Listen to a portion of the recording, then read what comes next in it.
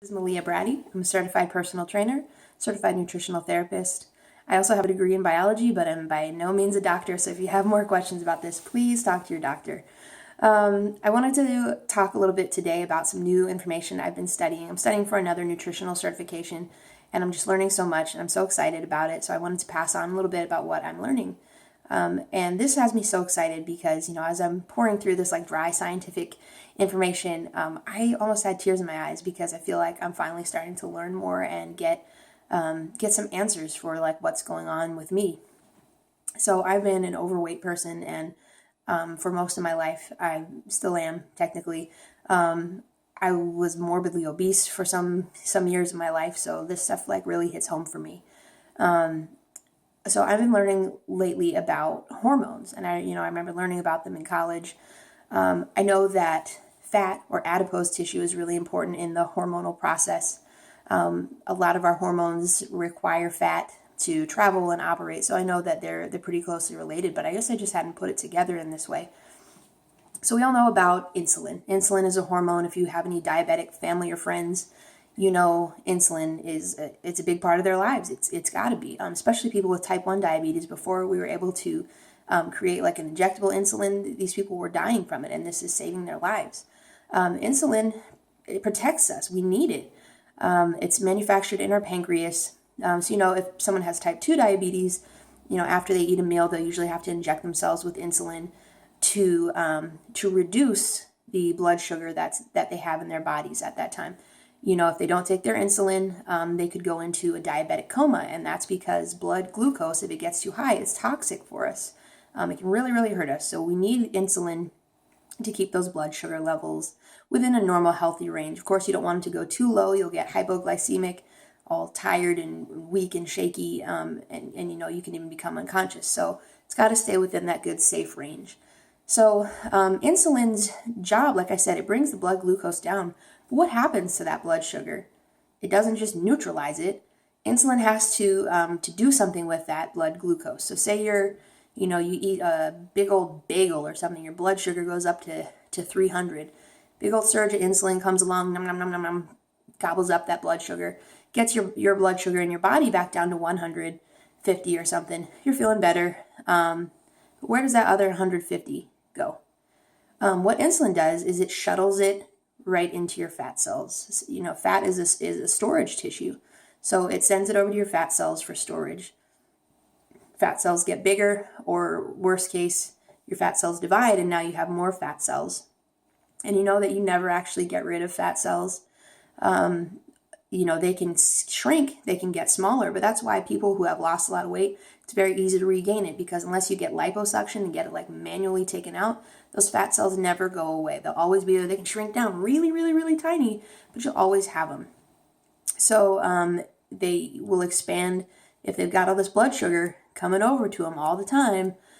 So these insulin spikes are something that we try to avoid if we're trying to lose weight.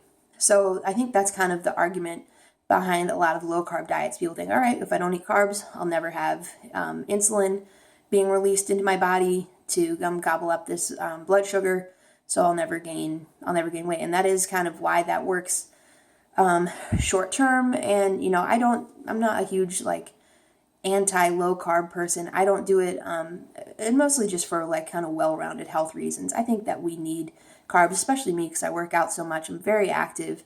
And I need those as fuel, but there's kind of a smarter way to do it, I think. But anyway, that's kind of the argument behind it. So we want to avoid having insulin spikes, shuttling blood glucose to our fat cells. And there are a couple other ways to do it besides just not eating carbohydrates. So let's talk about another hormone. That's insulin. The other one that's really important is leptin. So the thing about leptin is produced in our fat cells. Leptin is a hormone that tells us to stop. It tells us you're full. You only require 2,000 calories a day. You've reached your 2,000 calories. You can stop eating now. Our body has enough energy. We feel good. Thank you for that food. Leptin is a hormone that does that. So it's produced in fat. So think about it this way. A person who has a lot of fat on their body has more leptin. So we should be getting that signal all the time, right? Our brain should be saying, stop eating, stop eating, stop eating. But here's the crazy thing. Something in an overweight person's body has gotten mixed up. We've got all this extra leptin hanging around, more than a thin person. The wires are getting crossed, and that signal is not getting to our brains. So we can just eat and eat and eat and eat and eat and never get the signal to the brain that says you're full. And this is something that really, really struck me. And, I've been questioning this myself all the time. I'm like, why am I so overweight? Why do I struggle with my weight so much? And I just feel like I just don't have any willpower. I don't have any self-control. And I'm not going to shift all the blame like, it's not my fault. It's my hormones' fault. No, I do need to have some willpower, but there are some major, major forces fighting against me. It's not just a question of willpower. This is a biochemical drive fighting against me every single day, 24 hours a day, that I never get a signal that says stop eating. And it's the same for other very overweight people. The ironic thing is we've got these huge high levels of leptin because we have so much fat. They're not getting to where they need to be. Another thing that, leptin does, it, excuse me. I'm going to shift gears a little bit and talk about, these changes in our brain that happen when we get overweight and we have these signals that are getting all mixed up. So we've heard the kind of comparison between drug addiction and food addiction. There's a part of our brain called the nucleus accumbens. It's basically the reward center of our brain. And people seem to think, I guess, and maybe even I even thought that people who are overweight, we get so much pleasure out of food that that's why we're addicted to it. And the thing is, it's quite the opposite. So this pleasure center, this reward center of our brain, if it is chronically exposed to these, pleasurable experiences, you get less sensitive to it. So it said it takes about 3 weeks of continual exposure. So it could be drugs, alcohol, or these, sugary foods, etc. And you actually get fewer receptors to the neurotransmitter that releases this pleasurable sensation. So say you've got this little receptor and you've got 20 little sites where it can receive this neurotransmitter, this chemical, to make you feel good. If you expose it all the time, maybe you'll get 15 and then you'll get 10. And the only way to get that sensation again, to get that pleasurable release of serotonin and these other kind of feel-good chemicals, is to increase your dose. So just like people who are addicted to drugs, who can start off just using a little bit and they have to use more and more and more just to get the same result, it's the same way with food. So I had always kind of thought no, I'm not just being greedy or being a pig. I experience food differently than other people. And I think a lot of overweight people do too. So just like with drugs and alcohol, there are symptoms of tolerance and withdrawal if we don't get this pleasure center of our brain activated from food. So I don't want to go too on and on about this, and maybe I'll make a few other videos because I'm just learning so much stuff. But the issue, what I'm finding out is hormones play such a huge, huge role in this weight loss thing. It's not just that, people who are overweight are just lazy and we don't have any self-control. Like I said, it's a biochemical drive. Our brains are different. When you see a brain scan of an overweight person and, a normal, healthy, normal weight person, I guess, it's different. So I'm not saying that it can't be done. I'm just saying it's hard. I don't know. I don't know if I need to make a video to tell you that losing weight is hard, but it is really hard if you're an overweight person. The other huge bummer is if, you're like me, I've lost over 100 pounds, but I still have all those fat cells because I've never had liposuction. So I've still got all these possibilities for my body to make leptin. So I've still got all these high concentrations of leptin in my body that aren't getting to where they need to be. So I feel like I don't get the experience of knowing, okay, I'm full or you've had enough. Basically what I'm learning is that people who are overweight, we don't experience food and eating in the same way as people who have a normal weight. Like I look at my husband, normal weight guy, and he can, see a good looking food and think, no, I'm not really hungry right now. And I just think, man, what does that even feel like to not be hungry?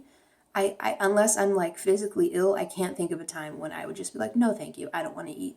I feel like I kind of count down the minutes until I'm able to have my next meal again. I think about food like all the time. Our brains are different and we function differently, but there are ways around it. So I just wanted to kind of finish this video, not just this total bleak, oh, it's hopeless, we're doomed because of our hormones, but I just wanted to give like a few tips. If you feel like, your hormones are affecting your weight loss, just a few things to kind of help manage that. So the first thing I want to talk about is managing those insulin spikes. And there's one super easy fix you can do to manage that. And that is to limit or eliminate sugary beverages. Nobody needs juice. Absolutely nobody. Nobody needs juice. Nobody needs soda. Those are all just kind of fluff calories and fluff sugar. Nobody needs. So, and that creates a humongous insulin spike. And with that insulin spike, that sugar is just going straight into your fat cells. So knocking that stuff out right away is really going to help. The second thing you want to do is to slow down an insulin spike. You can do that by eating lots and lots of fiber. So if you ever see like the picture of my meals that I post, I know, I don't know, it probably seems weird to people, but sometimes I'll cook up like 4 zucchinis or like an entire bag of spinach. And I do that just in an attempt to try to get myself to feel full.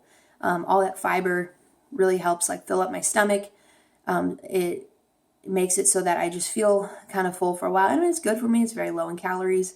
So if you consume fiber, it kind of slows down that insulin spike. It'll still go up a little bit, but not as much as it would have if you just had straight up sugar.